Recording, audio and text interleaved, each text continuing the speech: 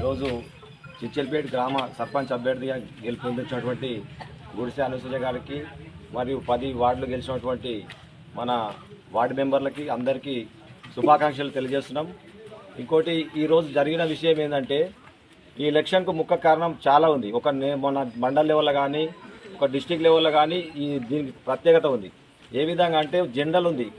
ఆ జనరల్ నిలవడం ఎందుకంటే జనరల్ అంటే ఒకరికే అవకాశం అని ఉంది. ఆ జనరల్లో నిలవడం మన బీసీలకు అన్యాయం జరుగుతుందని, బడుగు బలహీన వర్గాలకు అన్యాయం జరుగుతుందని చాలా మార్చారు.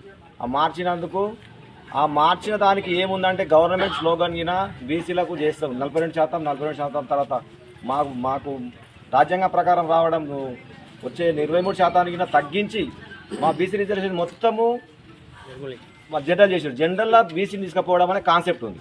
ఆ కాన్సెప్ట్కు తూట్లు పొడిచినందుకు కాబట్టి మేము ఖచ్చితంగా నిలబడాలి, మేము సాధించాలి. కాబట్టి సాధించాలని అందరి పట్టుదలతోని అందరి సపోర్ట్తోని బలహీన వర్గాలను తొక్కడము నేర్చుకోరు. కాబట్టి ఆ తొక్కడానికి మేము దాన్ని ప్రత్యేకంగా మొత్తం వ్యతిరేకించి స్వతంత్ర అభ్యర్థిగా నిలబడి పోటీ చేయడం జరిగింది.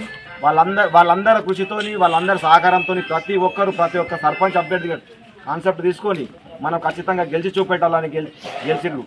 అందుకే వాళ్ళందరికీ మాకు ఇంత పెద్ద విజయానికి ఇచ్చినందుకు వారందరికీ మేము ప్రత్యేక కృతజ్ఞతలు తెలియజేస్తున్నాం. షేర్ చేయండి, లైక్ చేయండి, సబ్స్క్రైబ్ చేయండి.